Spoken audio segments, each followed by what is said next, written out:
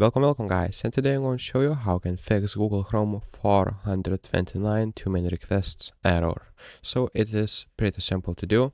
Just go straight to these three dots, then click on the settings, and what you'll need to do is basically go to your cookies. So you can type in the search settings cookies, and basically you'll see that you can delete browsing data. So let's click on that one and select all time right here, and basically you'll find that you can delete browsing history, cookies and other site data, cached image and files, download history, and all of that.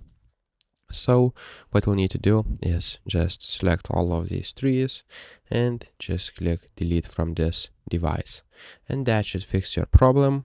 You'll be able to restart your Google Chrome and use it again. So if this video was helpful, please make sure to subscribe to Guide to Everything, comment down below for the algorithm, and see you in the next one.